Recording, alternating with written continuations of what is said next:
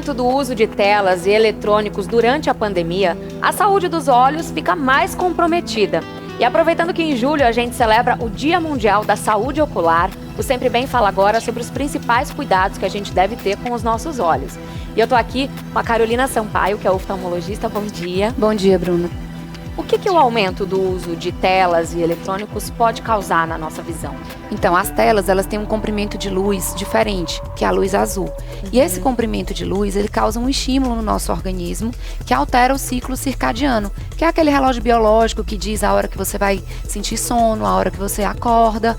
Fora isso, esse comprimento de onda, ele também aumenta, acelera o envelhecimento do olho. E aí, tirando um pouquinho essa questão da luz e pensando na intensidade, na frequência que as pessoas utilizam as telas, a gente tem um aumento do olho seco quando a gente está fazendo algum exercício, alguma atividade de muita concentração, leitura, uso de computador, qualquer atividade que você se concentre muito, inconscientemente você pisca menos.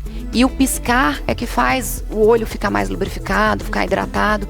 Então, os pacientes que passam o dia inteiro na frente das telas, no final do dia eles vão ter a sensação de ardência, de areia, lacrimejamento, dor de cabeça. Então tem toda essa questão do tempo. E além disso, né, com essa mudança aí do estilo de vida que veio junto com a pandemia, que as pessoas passaram a estudar, a trabalhar, a fazer tudo na frente do computador, os estudos mostraram que houve um aumento significativo na miopia, principalmente nas crianças. Na miopia. E isso tudo consequência desse tempo nas telas.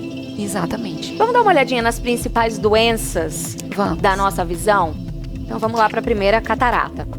A catarata é o envelhecimento da lente natural do olho. Nós temos uma lente dentro do nosso olho, que quando nós nascemos ela é transparente, e com o passar dos anos, com a idade, ela vai perdendo a transparência, vai ficando opacificada. E aí quando acontece essa opacificação, a gente chama de catarata.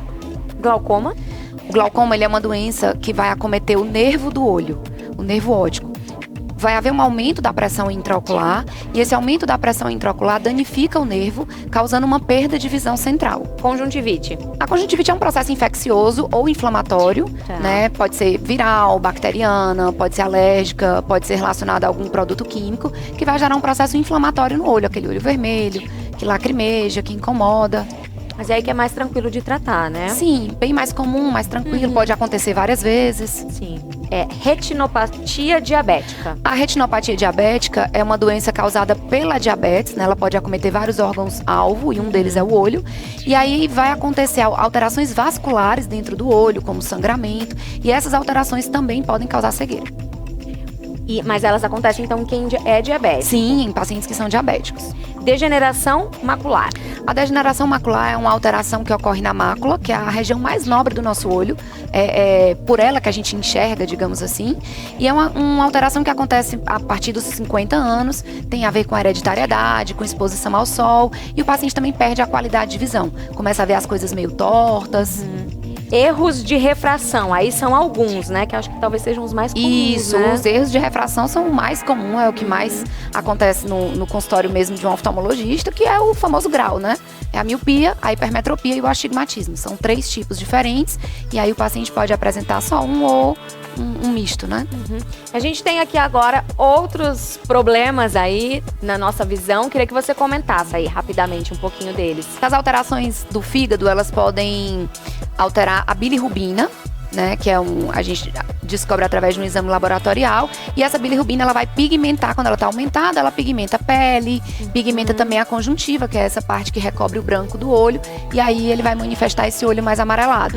Então sugere alguma alteração hepática realmente.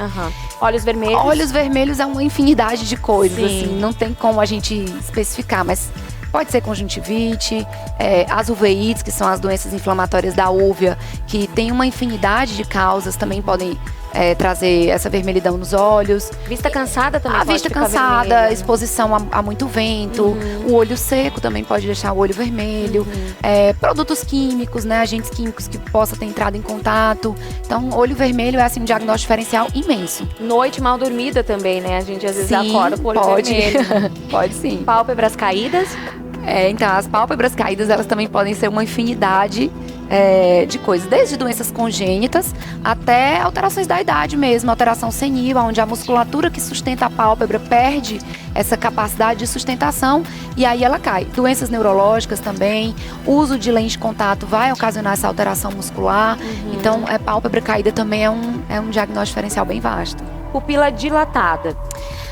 A pupila dilatada, ela pode realmente remeter a uma doença neurológica, principalmente quando tem uma diferença entre as duas pupilas, né, que a gente chama de anisocoria, quando uma está normal e a outra está dilatada, elas estão em tamanhos diferentes. Então, realmente, a gente tem que pensar em alguma alteração neurológica. Olho seco, que você já falou um pouquinho, né? Isso, o olho seco, ele tá... Hoje em dia, a principal causa realmente é a exposição às telas, mas pode estar relacionada à alergia. Doenças reumatológicas também cursam muito com olho seco. Alterações hormonais, exposição a agentes químicos, né? Vento, ambientais, na verdade, também pode causar olho seco. Usar um colírio específico ajuda? Ajuda, com certeza, faz parte do tratamento, inclusive. Cegueira momentânea. Pode estar relacionada a doenças neurológicas, né? Algum quadro de oclusão, pode estar relacionada a enxaqueca. Alguns quadros de enxaqueca cursam também com uma perda de visão assim súbita e rápida, né? Sim. Visão dupla? A visão dupla pode ser por estrabismo, às vezes o paciente tem uma alteração na movimentação ocular, elas não se movimentam de maneira simétrica, ou pode também fazer pensar em alguma doença neurológica. Né? Tremor nas pálpebras. Aí o tremor nas pálpebras... Eu tenho tido muito também na pandemia. Pois é, então, tá tem realmente a ver associado. Com as telas também? Tem a ver ao estresse, né? Tá. O estresse em geral, na verdade, o que treme é a musculatura da pálpebra, ela fica fasciculando, como se fosse uma mini cãibra. Então tá associado ao estresse de maneira geral, né? O uso excessivo de telas, porque a gente acaba ficando realmente fazendo uma certa tensão. E tem um diagnóstico diferencial para o tremor nas pálpebras, que é o blefaroespasmo, que aí já é uma doença mesmo.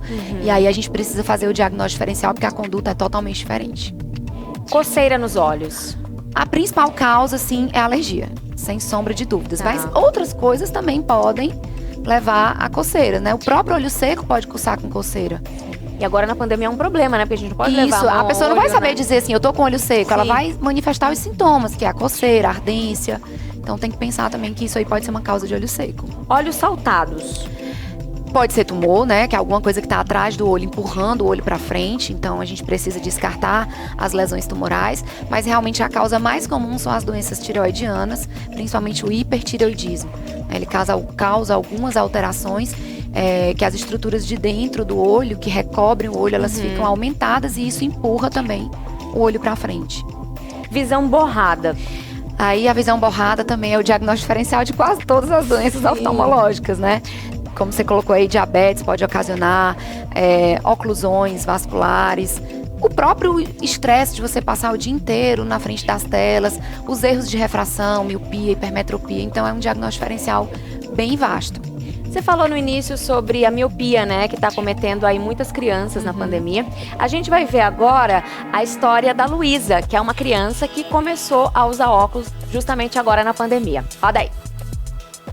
Sou mãe da Luísa, de 6 anos, e de fato um fator bem importante foi a exposição, né, demais de telas. A se considerar primeiro pelas aulas, né, que começaram a ser online, a ausência desse vínculo, dessa interação social que nós adultos proporcionamos para as crianças, começou a ficar muito restrito, para não dizer inexistente, porque a gente ia praticamente para a casa dos avós, que era quem a gente tinha algum contato. A Luísa ficava muito tempo de frente às telas, né, assim, tanto tempo que se a gente não intervisse, ela passava o dia inteiro emendando com a noite, até a hora praticamente de dormir. E aí, assim, a gente como pais que estava trabalhando, tendo que trabalhar e se alternar com esses cuidados, terminou que em algum momento isso ficou em segundo plano, né? E trouxe grandes consequências, que foi exatamente ela começar no final do dia a reclamar de dor de cabeça. Que eu tava com uma dorzinha nos olhos. Foi quando a gente levou para o oftalmologista. Ele viu que eu tava com um pouco de dificuldade.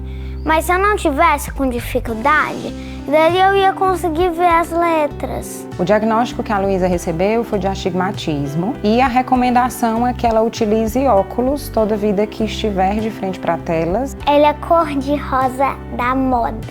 Aí, a partir daí, usar óculos é uma rotina dela, né? Eu disse assim pra minha mãe, agora minha visão tá se sentindo melhor. Ficou mais fácil de ver. Eu nunca imaginei que essa fosse uma consequência de fato que viria pela exposição de telas em massa, vamos dizer assim, né? Tipo assim, eu ficava com a dor muito grande nos olhos. E o que eu recomendaria nesse momento de a gente tentar utilizar de outros recursos com as crianças, né? É um desafio para nós pais que não conseguimos nos desvincular das nossas atividades, temos que dar esse suporte, temos que nos reinventarmos o tempo inteiro, mas é importante porque se a gente for parar para pensar, é de fato uma consequência que terminou causando um dano, né, para a visão da Luísa. Então eu acho que fica de alerta e fica de mensagem para a gente repensar um pouquinho. Ai, gente, que fofa, Luísa! É incrível como, assim, esse ano no consultório aconteceu muitos casos semelhantes ao dela. Muitas crianças começaram a ter sintomas, a desenvolver dificuldades realmente para conseguir ver com qualidade. E a gente atribui muito às telas, né? Então, assim, é importante também conversar com os pais sobre estratégias que a gente pode traçar para minimizar esses danos. Porque a gente está vivendo uma época que não tem também como tirar isso das crianças, né? Elas estão estudando através dessas telas. Sim. Então, assim, seriam algumas orientações bem simples. Como, por exemplo, se tiver como colocar um cabo HDMI no computador e projetar essa tela do computador numa televisão, isso já minimiza muito o risco de exposição, que aí fica você mais fica longe. mais distante. Exato. Então seria uma estratégia. A outra estratégia é que deixa essa criança assistindo a aula num ambiente que tem luz natural, porque já tem muitos estudos mostrando que a iluminação natural, ela estimula a liberação de um hormônio que protege contra esse aumento da miopia ocasionado pelas telas. Então seria uma outra estratégia. E a terceira seria usar os lubrificantes enquanto tiver num tempo muito prolongado, né, para diminuir a síndrome do olho seco. Agora a gente foi às ruas para saber aí algumas dúvidas que as pessoas têm em relação aí à saúde dos nossos olhos. Roda aí. Meu nome é Catarine e eu gostaria de saber se ler no escuro faz mal. Então, ler no escuro não vai trazer nenhum dano específico ao olho, mas vai cansar, né? Você vai fazer um esforço maior. O nosso olho, ele dilata a pupila para tentar ajudar, mas ainda assim tem uma dificuldade maior. E o que é menos pior, aumentar ou diminuir a luz do celular? Se for aquela luz azul, eu acho que Diminuir. Assim, a gente fica entre a cruz e Ganha a uma espada. coisa e perde outra, né? Porque se você diminui muito, também você não consegue enxergar no escuro, né? Vamos para a próxima. Ler dentro do veículo em movimento desloca a retina? Não, isso é um mito. É um mito, É um imaginei. mito. Ler em movimento não descola a retina, está associado a outros fatores. Também vai trazer cansaço, dor de Enjoo. cabeça, enjoo, né? Tem algumas alterações do labirinto. Usar um óculos de outra pessoa faz mal? Com certeza. Né? Cada um tem o seu grau específico, é uma coisa totalmente individualizada.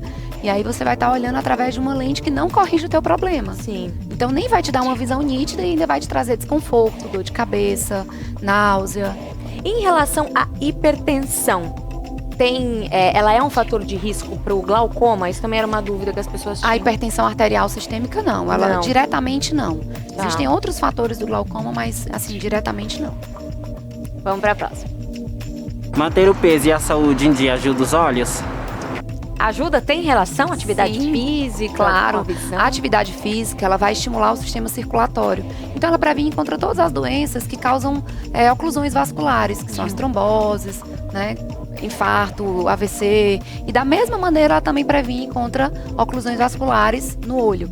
E como ele perguntou em relação a manter hábitos de vida saudáveis, a alimentação também é muito importante. Alimentos ricos em vitamina A, C, vitamina D, zinco, são potentes antioxidantes que de certa forma também vão proteger os olhos, principalmente em relação à doença macular relacionada à idade, entre outras coisas. E olha, gente, assim como a atividade física traz saúde para os nossos olhos, também traz para o nosso corpo, né? Isso é viver plenamente. Por isso, a Pague Menos se tornou a patrocinadora oficial da saúde da seleção e da torcida brasileira. Muito bom! Pra gente encerrar, queria que você desse aí algumas dicas pra gente cuidar aí da saúde dos nossos olhos, tá? A dica mais importante que eu posso te dar, Bruna, é manter um acompanhamento oftalmológico. Frequentar o oftalmologista uma vez por ano é muito importante para que a gente possa identificar essas alterações de maneira precoce.